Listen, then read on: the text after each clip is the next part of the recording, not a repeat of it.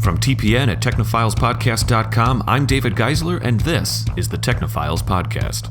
The children consists of various size cubes.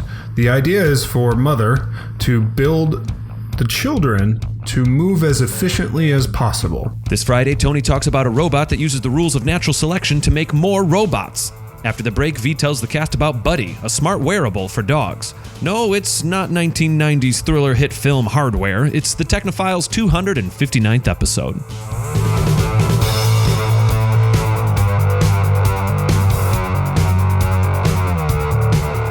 All right, we are here tonight. Welcome to the show. I am here with our three regular cast members, Miss Vee Laabs, Mr. Tony Stiglich, and Miss Krista-Lee Malone. How you guys doing, Tony? Oh, I'm doing just fine. They're throwing me a curveball a little bit. No, I'm doing good, actually. The heat has sort of broken, and I'm much more comfortable, and everything's grand. It has dropped finally. We've had almost 2.5 weeks of a heat wave here in Milwaukee, Wisconsin. And it took a while for summer to kick in, and then it just came in full force for like 3 weeks straight. I know we recorded a Branching Dialogue episode in here, and it was just flat out. Everybody was just, we had towels. Yeah. It was terrible. It was like 98, and I know like for some places that's not a lot, but in the Midwest where the humidity is still pretty high, upper 90s can get to you pretty quickly. Okay, so let's see, what else? Krista-Lee Malone. You've had a busy week, but I think you also have some good news I heard in the pre-show. I think things are going well for you. You're in a new show. Yes. I am outside of TPN, yes. With some mutual friends. Krista-Lee's in a new show. Who are these new friends? I'm getting eyes from Vee. So the group is called the Misfit Monsters. It is, I would describe it as complementary to TPN. It is, they are doing we're different definitely going to be podcast friends. I already like this group. Yeah. Are we going to get bracelets and stuff? Yeah, we should. We should make friendship One bracelets. TPN, one with half the Monsters. flag. Yes. That's it. Do we need like a portmanteau of our names and like shippers? Oh, we do. Wait. Podcast shippers? I'll keep thinking about it. We'll get this down. But there's a new group, and they're starting a new show on YouTube. Well, with the exception of me, the group itself has been together doing tabletop RPGs for a while. They decided that they wanted to make a show out of it. I got invited in to kind of, they needed another player, basically. Sure. And and they're going to have a few other shows, hopefully, down the road. They're starting with one, but it's all going to be gaming focused. Like actual like Let's Plays and things like that. Right. Like the format of the show or whatever. Right. So the shows are going to be showing people playing games. That's cool. That's going to be the thing. Fantastic. Well, totally exciting. We got to have like a little party now. We got to mix. Yeah. There's a few other podcasts in the area here. Are there competitive tabletop RPGs? Because we could sort of... Competitive tabletop RPGs. Oh my gosh. Who can roleplay the bestest? I don't know. Well, sort of, because they have the Yeah. Iron GM contest at Gen Con? Is that a play on Iron Chef? Yes, it is. Okay. Gosh.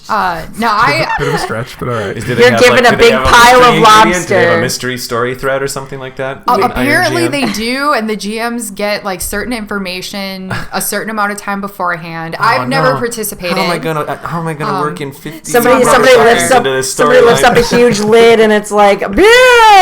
That's been about beer. Yeah, so I have a couple of friends who have participated in Iron GM. So yes, they do stuff like that.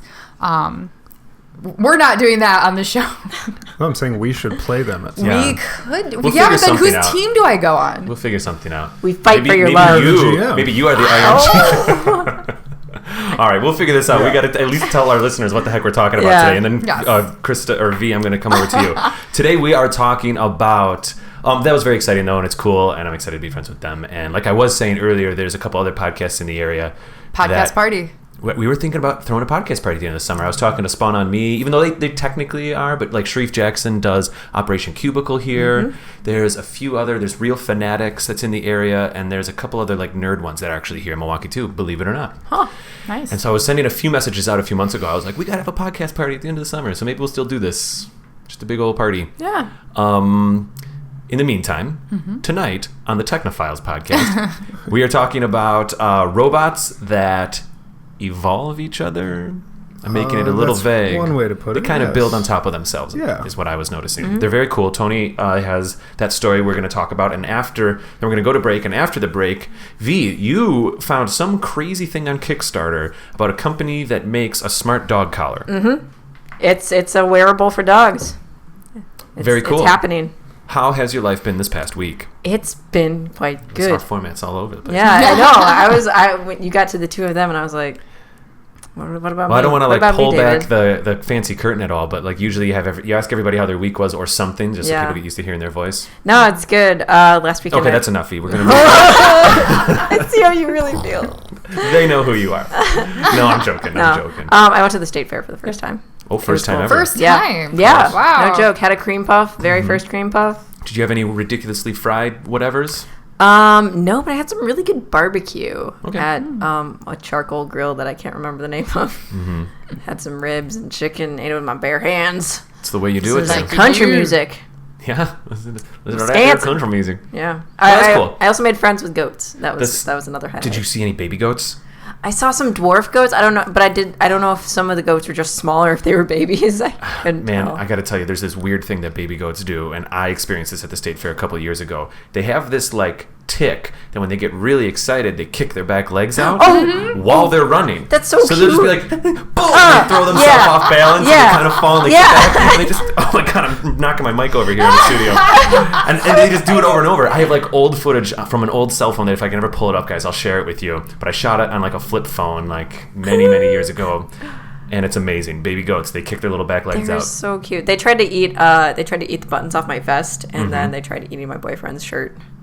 Very good. They're like, oh, what's this here? Oh, yes. Oh, I'm going to put that in my mouth. Ha ha! Fantastic. So state fairs are fun. They're cool, though. They're cool. They're cool. I really enjoy our state fair because the bike path that I go on, the Hank Aaron bike path, cuts right through it. Oh, no kidding. Oh, And nice. so twice now this past week, you know that little bridge you go under? That's the bike trail. I was wondering how you get up there. And then I like the Hank Aaron trail anyway. Tony, you've probably taken it plenty of times. I know you hike. And one of my favorite moments or times of the summer is when the state fair is going, and you've got a good half mile there where you're just kind of... It's almost like you're on the monorail looking at the amusement park or something, but you're on your bike. It's raised because it's an old train track bed. And you just get to look down at all the rides and all the people, and it's really cool. It's so cool. So, Tony, let's have a show or something. Hey. I've heard we do that. I heard we do that here. But no, seriously, let's talk about these robots. Yes. So I originally found this article through IO9. It is a paper from some researchers at the University of Cambridge. It is about a robot that builds smaller robots. They refer to them as the mother robot and the children robot. Mm-hmm. The basic idea is that the mother builds... let me describe this first. The children consists of essentially cubes, various sized cubes, that have just a very rudimentary motor in it. The idea is for mother to build the children to move as efficiently as possible. Yeah. So it will start by grabbing, say, 2 cubes and then putting them together, measuring how they do. Mm-hmm. It will then sort of assess how it did, redesign a new child consisting of anywhere up to, I believe it's 5 blocks, and then sort of repeating that until it can get the most efficient movement out of these very rudimentary robots. And yes, and we should point out with the rudimentary, the robots basically just rotate one side. Yes. It's very simple. Yeah, so... If you think of a 6-sided die, just the number 4 can rotate or something like that, you could think. Perfect. Yeah, and then there are sort of smaller die that you can attach in various... Right. Various... No. And do they connect with magnets? It kind of looked like it to me, but I really don't know. Yeah, I thought so. Cool. Yeah. So it's very sort of simple to put them together. So a little bit like a nanobot thing, you can imagine, the little children robots, their mobility is almost useless until they start getting put together. Mm-hmm. So you'll have to forgive me. I tried to read the paper. It's been quite a while since I've read something so official. But my understanding is what they did was run sets of 10 sets of 10. So essentially the robot would build 10 different configurations. Right. Assess which ones work best and why. Then use the best configuration to start the next set of 10. Mm-hmm. From that one, then it chooses the best from there, and so on and so forth until they have 100 examples. Mm-hmm. By the end of the 10th set, that it was performing, they said, over twice as well as the best one from the first set. We're actually looking at a little chart here, and it's very clear. Yeah, they do have... You see the purple line, guys? They do have a specific or a nice figure on the IO9 article that lays out all the different configurations that it chose. At least for one of these. I'm not sure how many times they ran the experiment. I think they really did it 5 enjoy times. that they describe it as fitness. Yeah. The robot's fitness, Robot which fitness, I feel is like, I think that's fair. I just imagine the robot in a little sweatband. the best. And it's just going like this. Right, it's just very slowly assembling tiny dice blocks. You can do it. So it's like that mother-daughter or mother-child fitness videos that we used to I do not know. work out with your baby. About. Oh, okay. Yeah, I've seen those. lift your baby around. Step around it. Step around. So they I have. believe you. So, so the idea here is basically it's mirroring the process of evolution, or I think more specifically natural selection. Yes. They keep saying evolution in here, but Sometimes people. it's Crisscross very those. similar. But either way, it's sort of mimicking the process of natural selection, which is why they say the robot uses evolution to create, more. But the thing that really kind of caught my eye was as I'm reading through at the end, they say, and not only did it sort of build a lot of the same things we would have chosen, but there were several designs that were something that it would be very unlikely that a human trying to do this experiment would put together. So, we talk a lot on this show about the line between what is really creative for a robot. When is it actually creating something or designing something? Normally, a robot would just perform some sort of repetitive task. It wouldn't actually be optimizing anything, but that's exactly what we're doing here. It didn't require any human input once it started. It just sort of went and created this new thing. Just based on simple sets of rules. Yeah. Mm-hmm. Yep. And but it came up with some very interesting results. Yeah. I'm sorry, I got lost in the chart here for a second. I know, it's a lot to take in. I'm going to try to include this link in our show notes because it is cool to see this. I'm trying to make sense of, I see that the lines are connecting similar, positions of each of the frames of the movement. Mm-hmm. I'm not sure what it's doing with that data, though. Is it just trying to figure out the similarities in the different types of constructions it made? So I'll try and describe this a bit. It's essentially 10 rows, and those are the sets, and then there are 10 columns, and those are the individual designs within each set. So if you look at sort of the third option from the first set, there's a bold line to the first option of the second set. So what it's doing is taking the highest rating from each row, and then that's the first thing that it starts from in the next set. That was the best it did on that round. That's the same, those are the same kind of thing. So it's starting with the optimum design from the previous set and then building off of that. So instead of these little robots not surviving, quote unquote, it's just kind of saying, okay, this was the best one. Yeah. I'm gonna, that could have been thousands of years of, if it was biological. You know what I mean? Yeah. So I have a question, which I either missed in the article or I don't know, maybe it didn't say it. So you have, obviously there's a goal because you have the 10, and okay, I get that you picked the optimal one. Now, is it just an arbitrary that we've done 10 and now we're going to skip and call this the next generation? Or is there a significance to there's new rules for the next row? Yeah, that's funny. It is kind of our instinct to stop at 100. So are you asking, is the number 10 significant, or are there different rules for each set as far as the programming is concerned? Well, I guess... Are you asking, did the robot decide that after 10 that was enough, or did the humans decide at 10 start again? Okay, well, I guess I was assuming the humans did. So what I was wondering is if... Okay, so let's just take 1 and 2, for example. So it looks like the third one in the first generation was optimal. So then they started with that on the second generation. My question is, was the second generation, were they still trying to optimize the same thing? Like the same movement, or were they... Yes. Did they then switch to different? It was measuring the same data for the same sort of how well it moved, whether that was through distance or motion. I didn't exactly relative fitness. Yeah. Okay. Right. So it each was the generation same sort of fitness. Yes. Has the same goal. Because we should point out that some of these generations, the fitness of the robot started not getting better sometimes, just trial and error and trying different things, and that's how it works. Absolutely. I mean, the third option was the best in the first column, then you've got the fifth, then it goes which to means the out fourth. of the 10 tries, it did something a little bit better, and then it just got worse, and worse. Right. And some of them are 0. Some of them didn't move. So That's true. Yes, there is one here, which is a single child robot. I'm looking at the fourth one on the 5th generation. A single child with 2 connectors. Of course, that's not going to do anything. Right.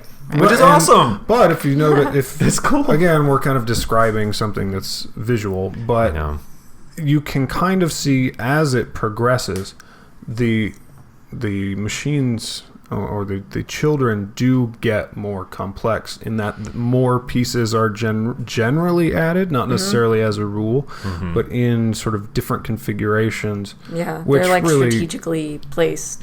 Yeah, I mean, if there's a better sort of representation of natural selection, I mean, you're building complexity to, they start out with one connector and one sort of main piece. Yeah. And then by the second one, you have 2 main pieces and a connector. The third is 3 main pieces and a connector, and so on and so forth. So yeah, I mean, and the application for these little baby robots is like moot right now, right? It doesn't even really matter. Right. But this is also the first practical experiment of this kind. Because you could do this with software pretty quickly. Yeah, they've run a lot of what they call locomotion studies in the article here, but only through simulations. So essentially, the computer would run 100 tests in a few seconds and be done with it. Yeah, right.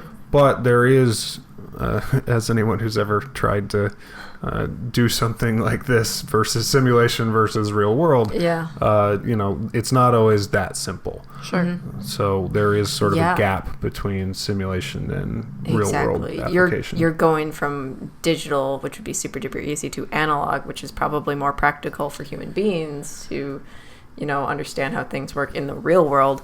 And it has to think in a completely different way, I suppose. Actually test it out. It's a whole other process. One final question, and I think we should get going. And I don't mean to derail things if I do, and if we don't know the answer, that's okay. How did they quantify the relative fitness? That was. I mean, is it not? It's not about this thing inching its way over a finish line. No, right? it's not. Is it just how much it wiggles about as it bounces? Which is great, but how do they actually equate that? How do they measure that? I wonder. I believe it does go very in depth into the actual article paper that they published, which is free to read. Cool. And, maybe that's what we'll put the link to. How many wiggles per square centimeter? We'll tweet it. This is in PLOS or PLOS. I'm not sure what journal that is, but it's. But there was a way. Obviously, there was a way that they quanified it. Yep. So fair enough. So we've essentially made. It was a panel of 10 judges. Yes. So we've essentially made very tiny rudimentary engineers. Yeah. Out of a robot. Totally awesome. Yeah. Totally cool. Well, let's go to break. We'll come right back, and Vee, we're going to learn all about smart dog collars. Heck yeah. All right. Heck yes. See you guys in a bit. Hi guys, David Geisler, host of the Technophiles podcast here. You know, we get to cover a lot of great topics on the podcast, but sometimes we want to talk about even more tech-related news. Fortunately, we found a way to do that. I'd like to tell you about another show that we do. It's called the Technophiles Newscast. It's a quick little show that comes out every Monday on YouTube and iTunes. You know, we actually have a really good time doing it. It's kind of become a little bit of a spin-off show from the Technophiles podcast. It's a lot like the podcast, but it's snack-sized. You can find us on YouTube or iTunes by simply searching Technophiles. We can't wait to see you on the Technophiles Newscast, and now back to the show. All right, here we are back from the break, and Vee Laabs, I want to learn all about... I didn't actually get a chance to read this story, so I want to learn all about Buddy the Dog Collar. All right. So Buddy the Dog Collar is a new technology, a new product made by a company called Squeaker, which makes a lot of other dog and animal-related products. They're kind of a company that's really experimenting with technology and dogs. And their newest venture right now is Buddy the Dog Collar. It's a Kickstarter they started up like a couple of weeks ago, I think. It is a wearable for dogs. Wearables are becoming the new thing. Smartwatches, I just talked about here on the newscast, and now there's stuff for dogs where it syncs up with your phone and you can know way too much about your dog at just a glance. Like, what are some of the ridiculous things? In a cool way, I get it. But the temperature of your dog's heart rate, how much exercise your dog has gotten throughout the day, where your dog is. I kind of like this. You can track nutrition. See, that I was going to make a comment. Schrodinger, it would just be like, still laying on the podcast. Still did absolutely nothing today. Totally just laying on the... Schrodinger, you laid on the podcast desk for 18 hours. He's just like... So anyway, whatever, pet me now. So for dogs, yeah. I feel that like makes sense, like the heart rate and everything. Yeah. They're kind of advertising it as... something that could save your dog's life or act as a tool to improve your dog's life. I believe that to be true. And they speak very passionately about this. One of the features of the collar is that there's a big LED light ring about it.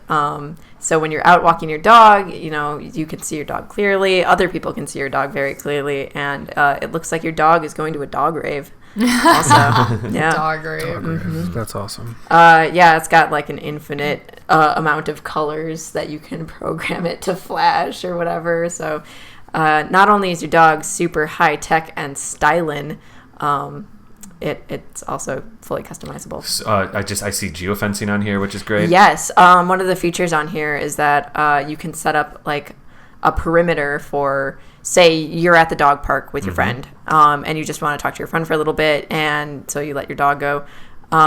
Which is common at a dog park. But it'll tell you when your dog gets out of that perimeter. And you can also set it for your home and stuff. So you can know if your dog has gotten out of the house or has been or you have him in the backyard and pushed through the gate or something. Oh yeah, exactly. He He or she. It. So it's not I just wanted to make sure I understand it right. So it's not like one of those electric fences where it's stopping your dog from leaving. It's letting you know. That is, electrocuting your dog is not a feature on this no. wearable. Hey, it's a thing people do. Mm-hmm. Mm-hmm. They electrocute. There's going to be a firmware patch for that. Oh, okay. No. Joking. I'm so joking. But yeah, it's definitely the dog collar for the cool hip dog owner who wants to sync up their automated house elements to their dog. There's some features in there that they're working on where if it detects your dog is getting too hot, it will turn down or put on the AC in your house automatically. What if your dog's not in the house? Well, this app might connect to a HomeKit. It connects to the system. So it's proximity. So it's kind of like if in the house and too hot, then turn it down. Yep. Your dog is right outside the door. Yeah. In the sunshine. It just blasts the AC. Come home, it's like, what? He's still heating up. More AC. More AC. More! But it also has, it's ridiculous how complex they are making this app to be. It also has what is it? My Fitness tracker where it can track all the food that you eat. Yeah. It's got like a huge food library. Scanner somehow. That's interesting. And I don't know how. you can scan your dog food and it'll like log the nutrition. So maybe you scan the food with your phone, Yeah. but then it knows what he's It eating. knows the nutrition value and then it okay. tracks that. And So so it's like, say, how much did you feed your dog? And then you Okay. that much. And oh my gosh, it's so much for a dog. We just kind of let Is there a ours- price on this thing? I'm seeing a lot of different pledge rates. Obviously, it's not a product yet. I don't. It says for $180 you can get the fully loaded That's the early bird dog price, collar. but yeah. Yeah, that's the early bird price. So from that, you're looking at probably $250. We could maybe? loosely say this is going to be $200. Ish. Yeah. Well, wait, hold on. It's also a little weird because they're also this. I think they started this in Australia, where their company is based. So some of the funding levels and the goal for this is like, you know, $2,000 and $208,381 or something like that. Something ending really weird. I was close. I was 100,000 and 233 is their goal because it's converted from Australian dollars. And they've reached about halfway to it. Okay, here we go. Down here, fully loaded, 180 Yeah. USD. Yep. Buddy GPS. Yep. I found something that might contradict that. Yeah, what's up? Your pledge rate here, Well, then I see a 275 down here. Buddy LTE, sort of the basic model, is 180. Yeah. 240 for Buddy Fit, Oh which is my the second gosh. tier, and then about 300 for what they For the just gold called buddy, the ultimate $17,000. buddy. Super buddy. So it looks like the full sort of suite will be $300, Yeah. Oh, wow. Yep. That is. About that. which I think It's on is the another edge. dog, right? Yeah. Give or take. As a cat person, I don't know exactly. But, you know, you'd be some people will blow so much cash on their dog. Oh. It's I think this thing's gonna sell like gangbusters. Oh, Oh, yeah. yes. Yeah, they are definitely onto something here. The app has a really nice design too, but let's talk about how their Kickstarter campaign's going. Yeah, they have 13 days left as of this podcast recording. They've raised a ton of money, but they're only a third of the way there. Yeah. Which concerns me I because I want to see this succeed, but that's a high They have- goal. right, as of this recording, which is a couple days before people are hearing this, they're at 594 backers, and they've raised about $108,000 right now. But they're looking for like 280, almost $300,000. That I was scrolling through to see like maybe they're developing some new technology, but Is it the hardware? That seems really high. I guess it's a lot of the programming and making sure the hardware works and that the components to make sure it's durable because you're putting it on a dog. Yeah. It is waterproof and stuff. By the It way, is. It is waterproof, and it's got a 14-day battery life as well, which is pretty impressive. That is impressive. Yeah. But there's just so many features in this that explains the price tag on it for like the most advanced ones. Sure. Yeah, I don't think it's unreasonable for what it does. Yeah. The individual don't. unit itself doesn't Yeah. seem overpriced to me. And maybe with the app and web service that they have listed here, I don't do web development, but maybe that pushes up what they need for the Kickstarter. Yeah. I would almost guess Yeah. it's more like the parts that have to go into it is my thought. Yeah, the construction Some of the and hardware. how small the hardware needs to be and how reinforced. Let's see. Is this iOS only so far? Well, I did not check that. It looks everything on their Kickstarter is iOS imagery. Oh. And they were talking, and they used that's the HomeKit symbol. Oh, this is interesting. When you do a geofence, you can live trace. It's not just setting a proximity from yeah, a point. it is. Yeah. What's up? Did you find? Buddy connects via Bluetooth straight to your iPhone or Android device. Excellent. There you go. Yeah, it seems like a really neat product. I as cool as it is, I could not see my family using this on either of our two German short hairs, which are total goofballs, but would destroy it in a day and a half. Tony, I scrolled down a little bit more. Again, I hadn't read this article before we started talking about it. I scrolled down a little bit more, and I found there's like some smart dog doors that you can connect with this, and that's a way that it can know if your dog's indoors or not. Sure. Yeah, that feature Okay. is in development right now. But that's also a really, really cool thing to envision. It kind of it gets you thinking about like how Pardon me. weirdly tracked everything in our lives are going to be, Yeah. where so much information about everything, no matter how big or small, is just on our phones. Like, you know, you can find out how your friend's dog is doing. Like, what's the heart rate of my friend's dog right now? If I send this to my aunt, she will buy it. Yeah. She will back this at the highest level, I guarantee you. What kind of dog does she have? She's got 2. She has a golden doodle, which right there, expensive designer dog. She also has a Portuguese water dog. Oh. Again, another expensive dog. I mean, that Portuguese water dog. Isn't that the same dog the president has? Oh, Maybe. I have no idea. I think. I don't know if I could recognize. I'm not. It sounds really familiar, and that's the association I have. I'm really not sure. Somebody would have to fact check that for me. But yeah, like she, you know, and she takes them to like the best doggy salons for their haircuts. Oh yeah. She's got like collars for all the seasons, holidays, moods, etc. Bo is indeed a Portuguese water dog. Nailed it. Whoa. Nailed it. Fact checker Tony Stiglich over dog here. Dog fact up here. But yeah, my aunt is their demographic. She like, and I mean this in a very kind way, but she's kind of a yuppie with a puppy. And yeah, like, and her whole neighborhood, it's like a dog neighborhood. It's kind of weird. She's in the subdivision and they all have dogs. Wait, that's not weird at all. That kind of makes sense. That actually lines up a subdivision. You're right. Okay. Where everyone has dogs. Okay. Growing up in the city where like... Oh yeah, like cats are the big extreme. Well, yeah, because when your lawn is like 1 foot by 1 foot, or non-existent, right. You don't have space for a dog. But just the fact that like growing up in Milwaukee is like so diverse, right? So I'm not accustomed to walking into a neighborhood and having everyone be the same.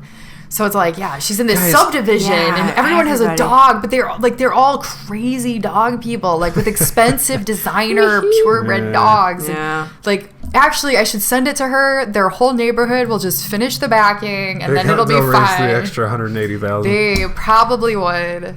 Okay. I don't want to be a downer here, Yeah, but like David. I'm doing some math here. Now, of course, there's the statement down here that says this project will only be funded if at least 385,000 Australian dollars is pledged by Wednesday, September 2nd, 10:15 in the morning. That's only a day after our next episode.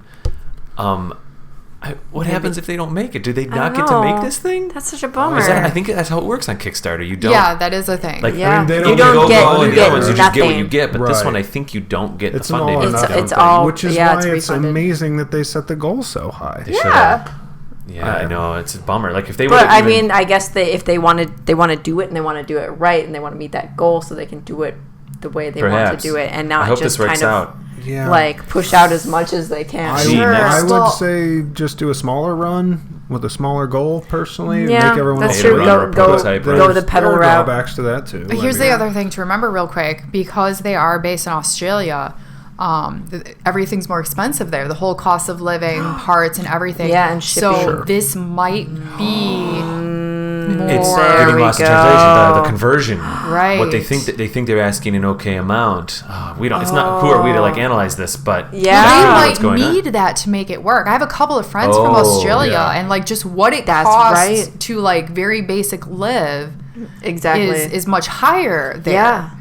And like I scrolled, I don't remember now what I was looking at for which pledge backing, but they are offering free shipping to the U.S. and Australia. Whoa. So put that in also Interesting. with their Yeah. costs. 13 days to go. They're 1/3 of the way there. I hope they make it. I think this is a cool product. I think it should be a product. Yeah. And V, what we're gonna do is in another couple episodes, see if you can follow up on this and Yeah. we'll talk about it real quick. All right? Maybe if they don't make it, they'll just do like one for fish. Yeah. Yep. Is there an Australian equivalent of Shark Tank that you just make one and have one of them funded? it's Or there. something? go that route. I don't Yeah. know. I love it. I'm in. I hate it. I'm out. But you didn't even. Yeah, dead to me. Who says that? Is that Something- is that the bald something guy happened in the here. middle? I don't know. The cockroach guy. The guy that says I gotta you're a watch cockroach and you're dead to me. What were you referencing? A Shark Shark Tank. Tank. Oh, the cockroach. I need to watch more. Kevin O'Leary is his name. This is coming back The to me. FUBU guy? Or no, Mr. Wonderful? What are we Mr. talking? Wonderful. Oh, yeah. Okay. Anyways, I don't know what So their lost. names See, are. I don't watch that. I only saw the one with the bullet ball. I've watched a couple episodes, and like 10% of it is highly educational, and then there's a lot of like We made a honey face scrub. sometimes, yeah. But I mean, it's nice just to hear the numbers sometimes. Anyway, okay, so yeah, I hope this works out. Squeaker. I love their logo, by the way, with the balloon animal dog. It's great. It's cute. It is adorable. It is cool. Let's move on here. Let's go have our weekend. Yeah. We'll keep an eye on this. I don't know. I mean, do we have like 200,000 we can just kind of throw in, I think? Just get them to Yeah, their goal? I What percent wish. share do we want? No problem. Yeah. No problem. We No, got we got to get those friendship bracelets first. Yeah. No one sent them to us for a birthday. Yeah. $100,000 friendship. They have GPS. They have Wi-Fi. Yeah. I will track me Tell down us. everywhere. No, We just get these collars and wear them ourselves. That's right. We're going to be our podcast and then Misfit Monsters. Monster Misfits? Misfit monsters. Misfit Monsters. We're going to Yes. just stalk each other. Uh-oh. Misfit Monsters' heart rate's going up. They didn't exercise enough today. I got a text Call them out. I got a text notification that David went outside of the perimeter that I had set for him. But it's like that has to be collective. Oh yeah. All of our data becomes a single unit of data. Oh and then jeez. Misfit Monsters. They all know. We'll take turns wearing the collar. I love it. Tony loves this idea. I'm just thinking like the longest running joke so far is just going to be this little programmable bracelet. It comes up. How much we love it. Yeah, because Yeah, we're I on still the same. want one. And I We got don't it. have it. Fantastic. Well, V, if people want to tweet you about what other features our programmable bracelets should have, they can do that on Twitter. At bear_Annika. Let me know what color yours flashes when I tweet at you. Fantastic. Mr. Stiglich. Tony, how you doing? If people want to chat with you about, I don't even know. I was going to try to think about another Anything. feature. Anything but the bracelet. I'm going to fine tweet with you the about the bracelet. bracelet right now. I'm fine with the bracelet. I just think it's funny. I'm at Tony_Stig. Fantastic. And Miss Krista-Lee Malone, people can find you on Twitter At GamerAnthro. Fantastic. People can check out the show at Technophiles Pod on Twitter, or they can go to iTunes and Facebook, where they can find us by searching Technophiles, or go to our actual website, technophilespodcast.com, to check out this show and our other two shows, Branching Dialogue and the Technophiles Newscast. That's it. I think, Krista Lee, you're the next newscast episode, and your third one just came out this morning. Yep. It's good stuff. Love it. All right. Well, we'll see you guys on Tuesday. Yep. Later. So yeah. Adieu.